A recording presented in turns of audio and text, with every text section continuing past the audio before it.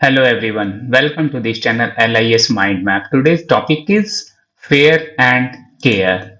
So, what is the meaning of here fair and care? It is very latest and unique topic. ये actually में यह जो term है हमारा fair they it's very common word but what it relates यह किससे संबंध रखता है सो ये एक हमारा डिफरेंट यहाँ पे एक अप्रोचेज होगा फेयर एंड केयर ऐसे तो simply we can say that कि it is a fair means very clear very clean so it is fair no partiality so it's a fair but here is the meaning of fair is that कि ये हमारा जो है so कह सकता हूं कि ये data management it's the meaning of here that की data management so I will discuss the full form of the fair letter but here care means very sensitively when we look here or how we apply what the we apply the principles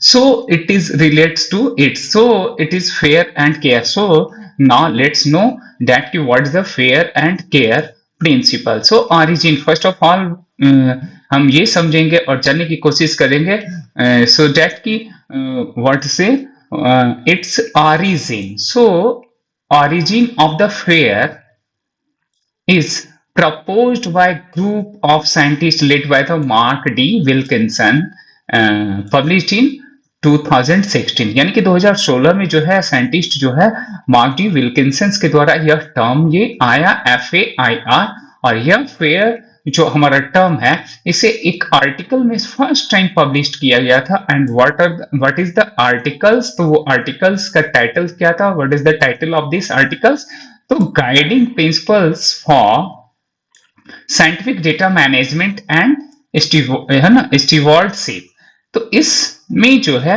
ये क्या किया गया था इस fair words को जो है देखा गया तो दैट टाइम मतलब कि ये ऑरिजिन हुआ इसका ऑरिजिन वहां से हमें मिलता है ना हम देखना चाहते हैं कि ये क्या है और इसके फुल फॉर्म को हम समझने की कोशिश करते हैं तो फेयर प्रिंसिपल्स जो है ये हमारा प्रपोज इन जैसा कि ऊपर हम लोगों ने देखा कि 2016 में मार्क डी विल्किंसन के द्वारा एंड कलीग्स इसके कलीग्स थे राइट नाउ तो अब यहाँ पे scientific data publish in scientific data में अब फुल फॉर्म इसका क्या है full form F for here यहाँ पर जैसा कि मैंने बताया बड़ा क्लियर और सो एंड सो इसके मीनिंग्स तो डिफरेंट हो जाते हैं बट हियर यहाँ पर जो हमारा मीनिंग है इस साइंटिफिक अप्रोच में जो हमारा है वो है एफ फॉर फाइंडेबल यानी कि हम फाइंडेबल हम समझते हैं कि फाइंड कैसे करना है तो फाइंडेबल डेटा ये डेटा मैनेजमेंट से इसका रिलेशन है कंप्लीटली ये जो टॉपिक हमारा है कि डेटा को हम मैनेज कैसे करेंगे और डेटा को आफ्टर मैनेजमेंट हम कैसे केयरफुल्ली जो है यूजर्स को हम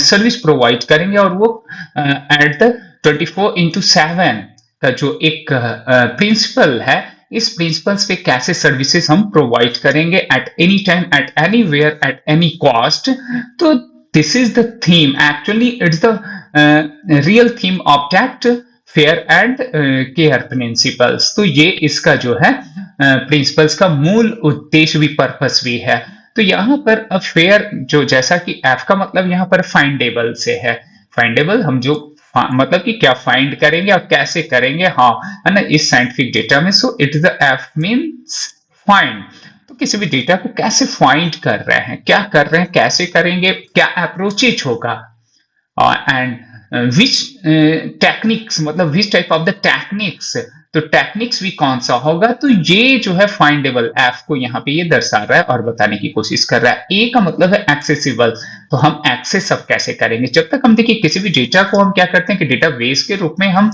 स्टोर नहीं करते हैं स्टोरेज ऑफ डेटा नहीं होगा देन हम फाइंड भी नहीं कर सकते हैं तो सबसे पहले हमारा क्या होता है कि स्टोरेज होता है आफ्टर स्टोरेज हम क्या करते हैं कि उसमें हम जो है ना वो फाइंड करके यानी कि स्टोर करने से पहले हमें करना होता है कि ये फाइंड करना होता है कि कौन से बेस पे हमारा कौन सा डेटा सुइटेबल है और वो जाएगा ये सारा प्लानिंग ये सारे हमारे जो होते हैं ना सारे सॉफ्टवेयर जो होते हैं वो सॉफ्टवेयर बेस्ड ये हमारा कार्य किया गया होता है तो ये फाइंडेबल हम फाइंड कैसे करेंगे। दूसरा हमारा यहाँ ए का मतलब है कि वो एक्सेसिबल, कैसे हम एक्सेस करेंगे, मतलब कि हम प्राप्त करेंगे, राइट। उसके बाद है इंटर ऑपरेबल, यानी कि इंटर का मतलब ही हम समझते हैं, इंटर मीन्स क्या, जब तक दो नहीं होगा, तो इंटर का मतलब होता है बीच का, यानी कि रिलेशंस होते हैं हमारे, राइट। और ऑपरेबल का मतलब ऑपरेट करना, तो यहाँ पर इंटर ऑपरेबल यानी कि इस बात को ये कह रहा है कि जब हम ऑपरेट कैसे करेंगे, यह भी बात हमारा डेटा को, बहुत सारी डेटा होती है तो उसे हम ऑपरेट करने के लिए भी हमें बहुत पता नहीं होता है, उसके लिए स्किल्स की जरूरत होती है। तो ये यहाँ पर इस साइंटिफिक डेटा में यह सारी चीजों को ये पार्ट बताता है। फेयर प्रिंसिपल्स हमारा कहता है कि फाइंडेबल, हम फाइंड करने का हमारा अप्रोच क्या होगा, एक्सेस करने का अप्रोच क्या होगा, इंटर ऑपरेबल कैसे होगा, यानी कि कैसे अप्रूवल, चूंकि ये यूनियन, अगर सपोज डेट कि हमारा बिब्लियोग्राफी रिकॉर्ड्स है और यूनियन कैटलॉग्स को मैंने तैयार कर रखा है, देन हमारा इंटर ऑपरेबल कैसे होगा, इसकी भी तो स्किल होनी चाहिए। तो ये इस बात को ये कहां कह रहा है ना। आर यहां पे कहता है कि रीयूजेबल, हम कैसे यूज करेंगे बार बार, री का मतलब अगेन एंड अगेन, यूजेबल हमारा कैसे होगा, या भी हमारा अप्रोच होना चाहिए। तो ये this is the FAIR principle, यही हमारा क्या है, फेयर प्रिंसिपल है। तो फेयर का फुल फॉर्म हम लोग देखे पहले कि फाइंडेबल है, एक्सेसिबल है, I for interoperable and R for reusable. अब ये फेयरेबल और इसकी बात तब जब हम लोगों ने किया, तो आगे हमारा है केयर प्रिंसिपल। देखिए वो तो हमारा डेटा से रिलेटेड था, बट यहां पर है केयर का मतलब है कि इंट्रोड्यूस, पहले हमें ये जानना है कि इसे किसने इंट्रोड्यूस कराया, राइट। 2019 में by the global indigenous data alliance. अब ये जो है ग्लोबल डेटा, यानी कि गीटा हम जिसे बोलते हैं, राइट, GITA शॉर्ट में इसे कहते हैं, राइट। अब ये जो है हमारा क्या है कि ग्लोबल इंडिजिनस जो डेटा अलायंस है, वो क्या करता है कि ये इंट्रोड्यूस किया था 2019 में। अब इसका फुल फॉर्म क्या है, यहां पर सी का मतलब है कलेक्टिव बेनिफिट। सी ये कहता है केयर प्रिंसिपल जो है हमारा कलेक्टिव बेनिफिट से संबंध रखता है, राइट। ए का मतलब है authority control, authority to control. अब कंट्रोल हम कैसे करेंगे, जब अथॉरिटी है तो कंट्रोल हमारा कैसे होगा। And R for here responsibility, यानी कि यह जो है हमारा सर्विस से रिलेटेड है, ऐसे समझेंगे अभी और आगे। और इवन फॉर एथिक्स, तो ये एक्चुअली हमारा जो है फेयर है वो डेटा के मैनेजमेंट से संबंध रख रहा है कि डेटा का मैनेजमेंट हमारा कैसा होगा और क्या होगा। जबकि यहां पर हमारा क्या केयर जो हमारा है, ये क्या कर रहा है कि डेटा के मैनेजमेंट नहीं, बल्कि यह जो है कि किसी भी डेटा को कैसे हम यूटिलाइज करेंगे, कैसे हम सर्विस प्रोवाइड करेंगे, इस बातों को यहां पर ये फोकस करता है। तो it is the CARE and FAIR principle ना। अब बात आती है यहां पर कि हम इस दोनों के बेसिस को अब देखते हैं FAIR principle and care principles के रूप में, और इसके मतलब वर्सेस हम देखते हैं दोनों के बीच हमारा क्या अंतर है और कैसे क्या हम समझ पाते हैं, मैक्सिमम अप्रोच को हम समझने की कोशिश करते हैं और ये पॉइंट आउट करते हैं। देखिए फर्स्ट वन इज दैट कि आपका है इंट्रोड्यूस। तो इंट्रोड्यूस कब हुआ, ये इंट्रोड्यूस ईयर है फेयर जो है 2016 में, और ये बाद में आया 2019 में। डेवलप्ड हुआ ये कौन था, विल्किंसन और उसके मित्रगण थे, इट ऑल इसलिए दिया गया। और यहां पर global indigenous data alliance, right. Now main focus किस पर है इसका, फेयर का, तो टेक्निकल डेटा मैनेजमेंट से, ऊपर हम लोगों ने डिस्कस भी किया कि टेक्निकल डेटा मैनेजमेंट से ये हमारा है, राइट।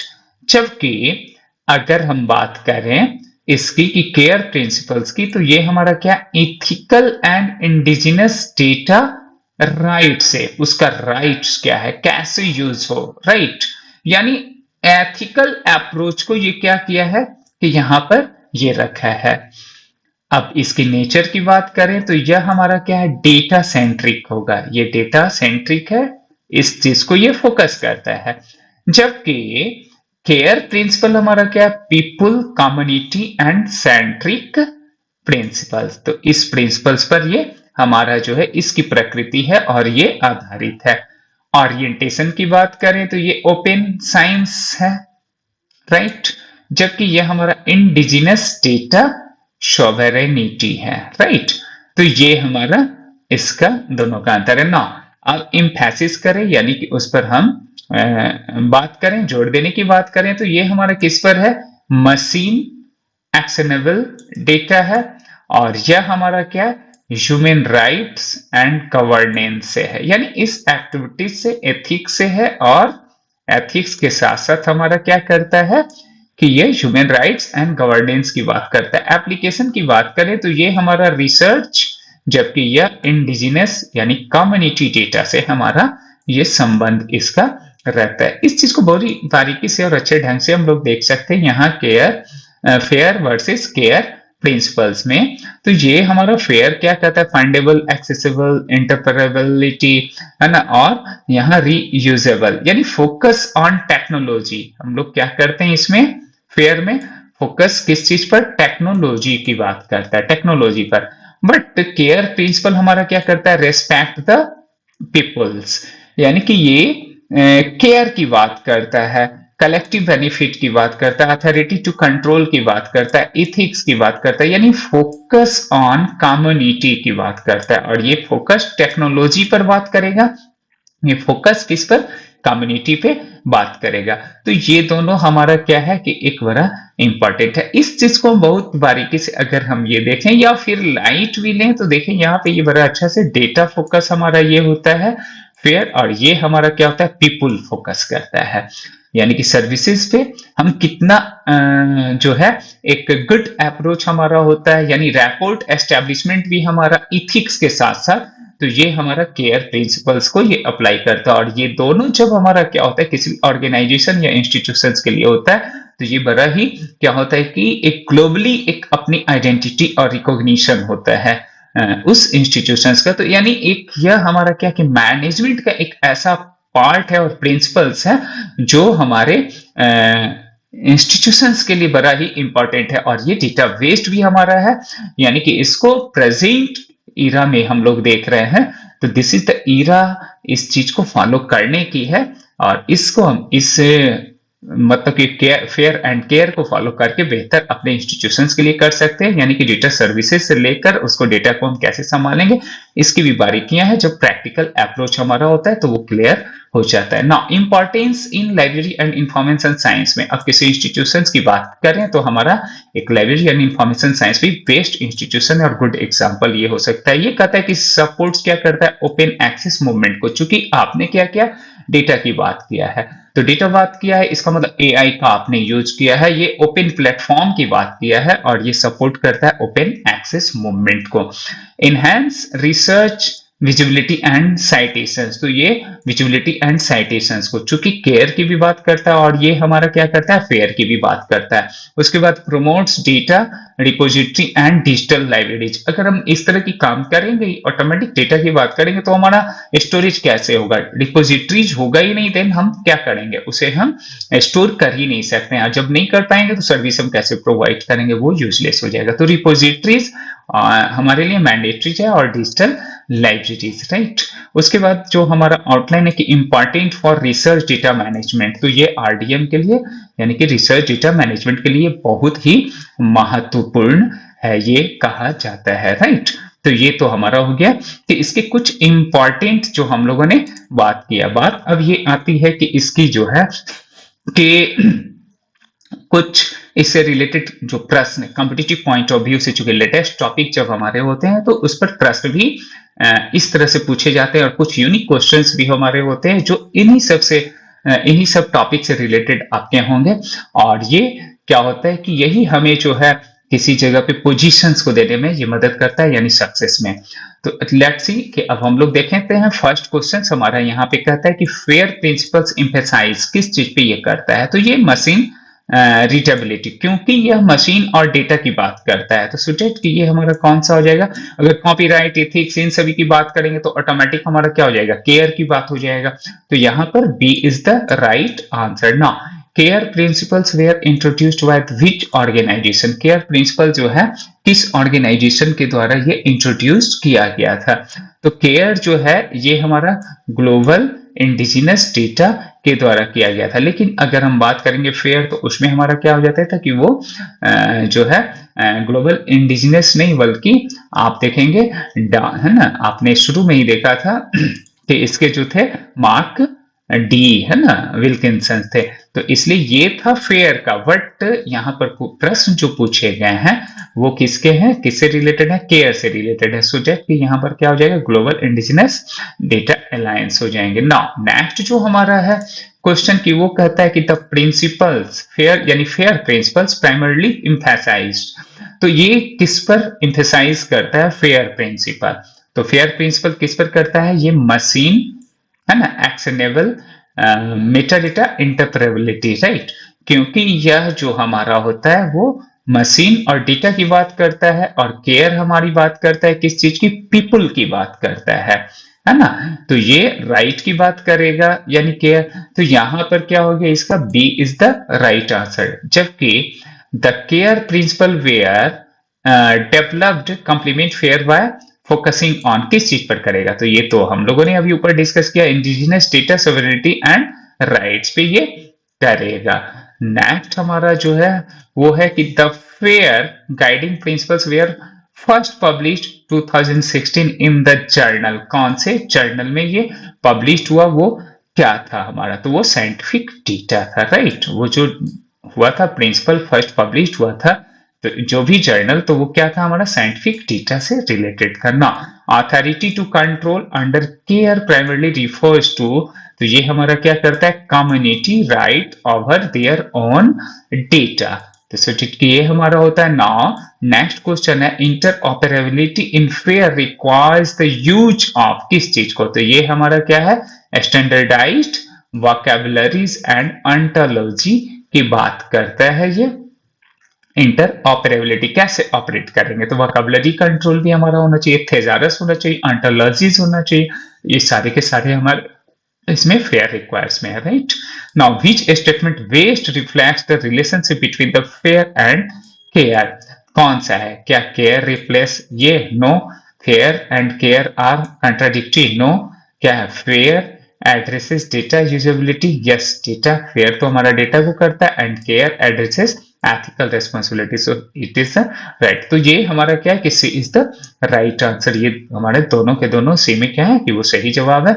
सो डेट कि इस प्रकार से हम लोगों ने आज जो एक न्यू टर्मिनोलॉजी को समझने की कोशिश किया, जानने की कोशिश किया। सो आपने बहुत ही पेशेंसली सचमुच वॉच किया। So thank you once again. पुनः मिलता हूं नए टॉपिक के साथ। Thank you once.